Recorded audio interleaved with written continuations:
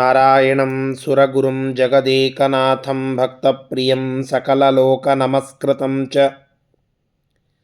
ತ್ರೈಗುಣ್ಯವರ್ಜಿತಮಜಂ ವಿಭುಮಾದ್ಯಮೀಶಂ ವಂದೇ ಭವಗ್ನಮರಾಸುರಸಿದ್ಧವಂದ್ಯಂ ವ್ಯಾಸಂ ವಸಿಷ್ಠನಪ್ತಾರಂ ಶಕ್ತೇಃ ಪೌತ್ರಂ ಅಕಲ್ಮಷಂ ಪರಾಶರಾತ್ಮಜಂ ವಂದೇ ಶುಕತಾತಂ ತಪೋನಿಧಿಂ.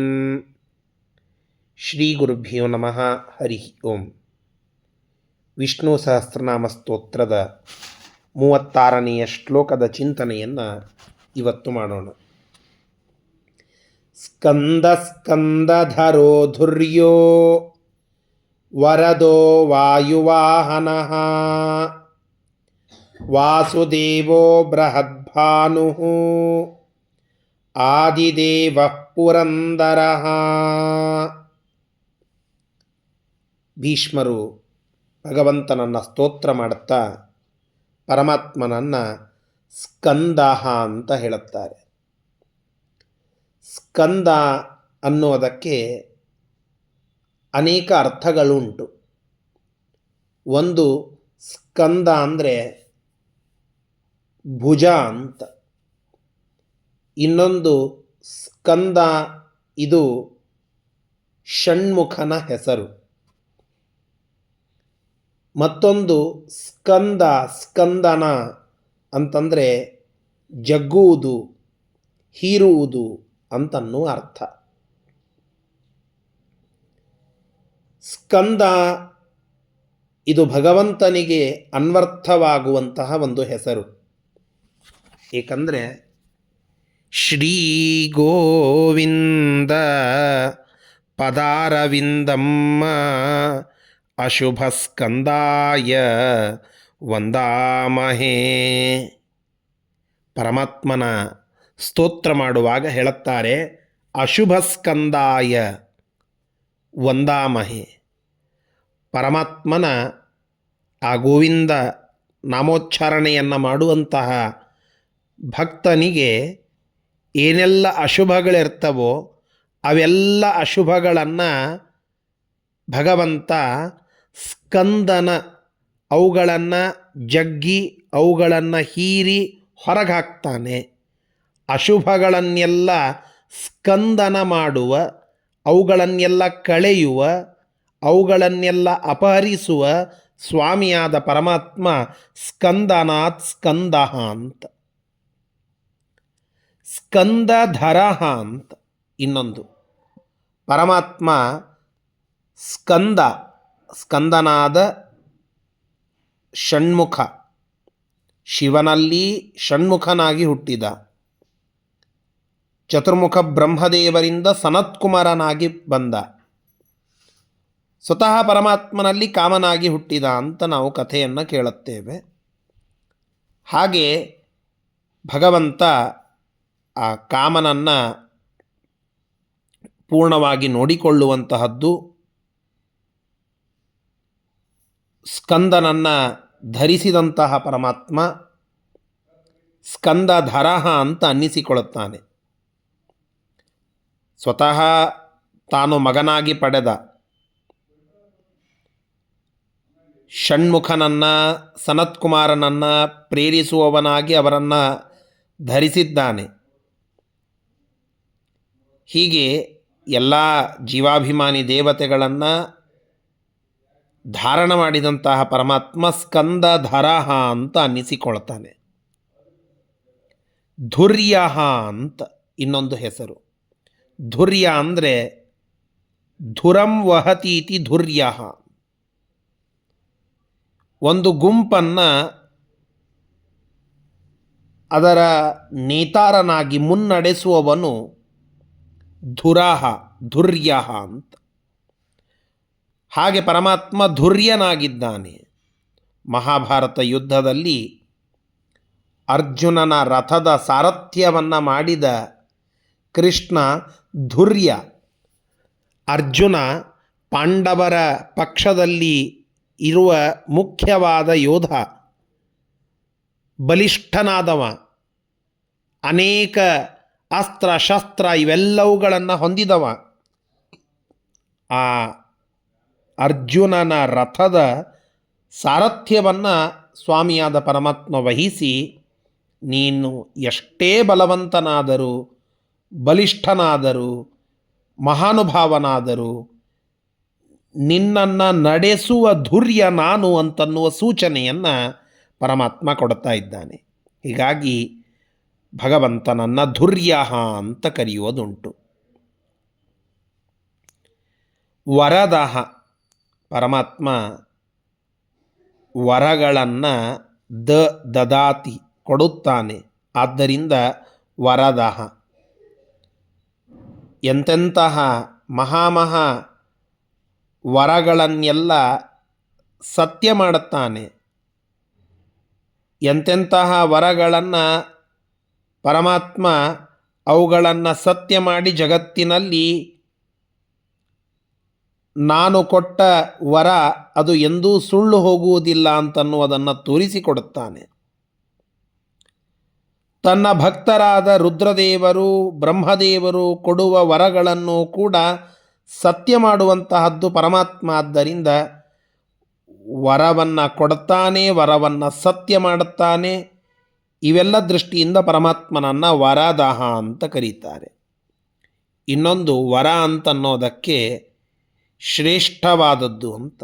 ಜಗತ್ತಿನಲ್ಲಿ ಶ್ರೇಷ್ಠವಾದದ್ದು ಅಂತಂದರೆ ಯಾವುದು? ಸಜ್ಜನರ ಪಾಲಿಗೆ ವರ ಶ್ರೇಷ್ಠವಾದ ಸ್ಥಳ, ಅದು ಮೋಕ್ಷ. ಅದನ್ನು ಕೊಡುವವನು. ಆದ್ದರಿಂದ ವರದಹ, ಇದು ಪರಮಾತ್ಮನಿಗೆ ಇರುವ ಹೆಸರು. ವಾಯುವಾಹನ, ನಮ್ಮ ಈ ದೇಹ ಇದೊಂದು ವಾಯುವಾಹನ. ಪರಮಾತ್ಮ ನಮ್ಮ ದೇಹದಲ್ಲಿ ಅಂತರ್ಯಾಮಿಯಾಗಿ ಇದ್ದು ಮುನ್ನಡಿತಾನೆ. ಈ ದೇಹ ಇದು ಪ್ರಾಣತತ್ವದ ತೇರು. ಈ ವಾಯುವಿನ ಸಂಚಾರ ಇರುವ, ವಾಯುದೇವರೇ ನಡೆಸ್ತಾ ಇರುವ ದೇಹ ಇದು. ಇಂತಹ ದೇಹದಲ್ಲಿ ಪರಮಾತ್ಮ ಅಂತರ್ಯಾಮಿಯಾಗಿ ಒಳಗಡೆ ಬಂದು ಕುಳಿತುಕೊಳ್ಳುತ್ತಾನೆ. ಹೀಗೆ ವಾಯು ಎನ್ನುವ ತೇರಿನಲ್ಲಿ ಕುಳಿತುಕೊಂಡು ನಡೆಯುವ ಸ್ವಾಮಿ ಪರಮಾತ್ಮ ವಾಯುವಾಹನ. ನಾವು ಕೂಡ ಭಗವಂತನನ್ನು ವಾಯುವಾಹನ ಅಂತ ಚಿಂತನೆ ಮಾಡಬೇಕು. ಎಲ್ಲೋ ಹೊರಗಡೆ ಹೋಗುವಾಗ ನಮ್ಮ ವಾಹನಗಳ ಮೇಲೆ ನಾವು ನಡೀತಾ ಹೋಗ್ತಾ ಇರ್ತೇವೆ, ಮುನ್ನಡೀತಾ ಇರ್ತೇವೆ ವಾಹನಗಳಲ್ಲಿ.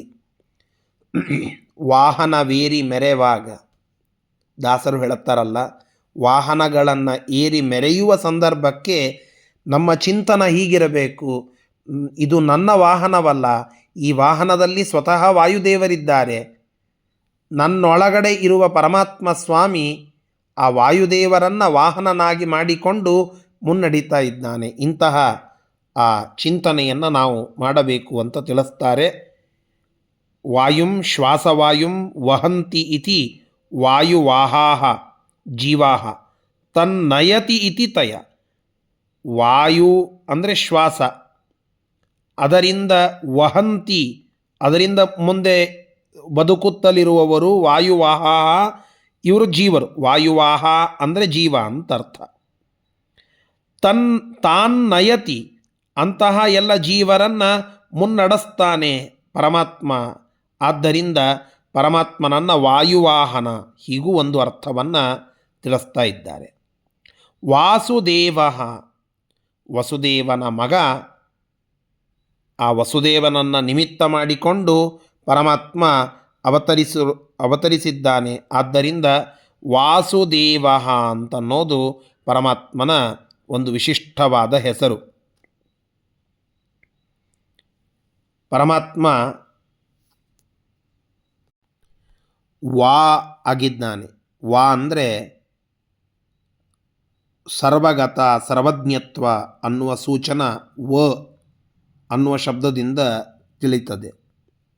ಸೂ ಆಗಿದ್ದಾನೆ.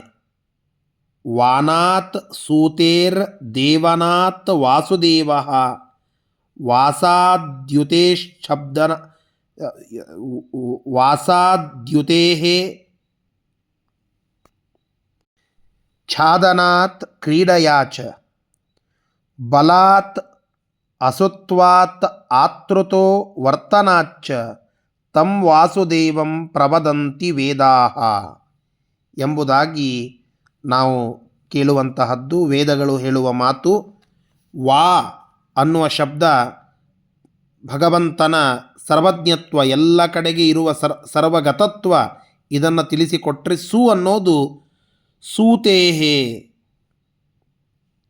ಎಲ್ಲವನ್ನ ಸೂತೇಹೆ, ಎಲ್ಲವನ್ನ ಹುಟ್ಟಿಸಿದವನು, ಸೃಷ್ಟಿಕರ್ತ ಅನ್ನುವ ಅರ್ಥವನ್ನು ಕೊಡುತ್ತದೆ.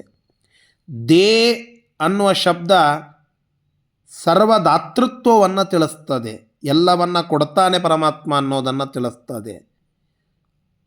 ಅವ ದೇವ ಅಂತ ಇದೆಯಲ್ಲ, ಅದರಲ್ಲಿ ದೇ ಪ್ಲಸ್ ಅವ, ಅವ ಅಂದರೆ ರಕ್ಷಣ, ರಕ್ಷಕ ಅಂತ. ಹೀಗೆ ಸರ್ವಗತನಾಗಿ, ಸರ್ವಜ್ಞನಾಗಿ, ಸೃಷ್ಟಿಕರ್ತನಾಗಿ, ಸರ್ವದಾತೃವಾಗಿ ಎಲ್ಲರನ್ನ ರಕ್ಷಿಸುವ ಪರಮಾತ್ಮ ವಾಸುದೇವ. ಇದು ವೇದದಲ್ಲಿ ಬರುವಂತಹ ಸಾರಾಂಶ. ಇಂತಹ ವಸುದೇವನ ಮಗ ವಾಸುದೇವ, ಸರ್ವಗತ, ಸರ್ವಜ್ಞ, ಸರ್ವಶಿಖಾಮಣಿಯಾದಂತಹ ಪರಮಾತ್ಮ ವಾಸುದೇವ ಅನ್ನುವ ಹೆಸರಿನಿಂದ ಪ್ರಖ್ಯಾತ ಅಂತ ನಾವು ತಿಳಿದುಕೊಳ್ಳುತ್ತೇವೆ. ಬೃಹದ್ಭಾನು, ಬೃಹತ್ತಾದಂತಹ ಬೆಳಕಿನ ರಾಶಿಯನ್ನು ಕೊಡುವವನು. ಆದ್ದರಿಂದ ಬೃಹದ್ಭಾನು ಅನ್ನೋದು ಪರಮಾತ್ಮನಿಗೆ ಇರುವಂತಹ ಒಂದು ಹೆಸರು. ಆದಿದೇವ, ಈ ಇಡೀ ಜಗತ್ತಿನ ಕಾರಣ, ಇದರ ಮುಖ್ಯ ಕಾರಣ, ಆದಿ ಕಾರಣೀಭೂತ ಅದು ಪರಮಾತ್ಮ. ಆದ್ದರಿಂದ ಆದಿದೇವ ಅನ್ನೋದು ಭಗವಂತನಿಗಿರುವ ಹೆಸರು. ಪುರಂದರ, ಪುರಂ ಧಾರಯತಿ ಇತಿ ಪುರಂದರ, ಈ ಜಗತ್ತೇ ಇದೊಂದು ಪುರ. ಭಾಗವತದಲ್ಲಿ ಪುರಂಜನೋಪಾಖ್ಯಾನ ಅಂತ ಕೇಳುತ್ತೇವಲ್ಲ, ಪುರಂ ಅನ್ನೋದಕ್ಕೆ ಈ ಇಡೀ ದೇಹ ಅಂತ. ನಮ್ಮ ದೇಹವನ್ನು ಕಳಚಿ ನಮ್ಮ ಯೋಗ್ಯತಾನುಸಾರವಾಗಿ ನಮಗೆ ಸಲ್ಲೋಕಗಳನ್ನು ದಯಪಾಲಿಸುವವನು ಪರಮಾತ್ಮ. ಈ ಪುರಂ ದೇಹವನ್ನು ಧಾರಯತಿ, ಖಂಡಿಸಬಲ್ಲ ಪರಮಾತ್ಮ ಪುರಂದರ ಅಂತ ಅನ್ನಿಸಿಕೊಳ್ಳುತ್ತಾನೆ. ಇನ್ನೊಂದು ಪುರ ಅಂತನ್ನೋದಕ್ಕೆ ಇಡೀ ಬ್ರಹ್ಮಾಂಡ ಅಂತ. ಇಡೀ ಬ್ರಹ್ಮಾಂಡ, ಈ ಇಡೀ ಬ್ರಹ್ಮಾಂಡವನ್ನು ಪ್ರಳಯದ ಕಾಲಕ್ಕೆ ಧಾರಯತಿ, ಇದನ್ನು ಪೂರ್ಣವಾಗಿ ನಾಶ ಮಾಡಬಲ್ಲಂತಹ ಪರಮಾತ್ಮ. ಆದ್ದರಿಂದ ಪುರಂದರ ಇದು ಭಗವಂತನಿಗೆ ಇರುವ ಒಂದು ಹೆಸರು. ಇಂತಹ ಈ ಎಲ್ಲ ನಾಮಗಳಿಂದ ಸ್ತುತ್ಯನಾದ ಪರಮಾತ್ಮ ನಮ್ಮನ್ನು ರಕ್ಷಿಸಲಿ ಅಂತ ನಾವು ಭಗವಂತನಲ್ಲಿ ಪ್ರಾರ್ಥನೆಯನ್ನು ಮಾಡೋಣ. ಶ್ರೀಕೃಷ್ಣಾರ್ಪಣಮಸ್ತು. ಹರಯೇ ನಮಃ.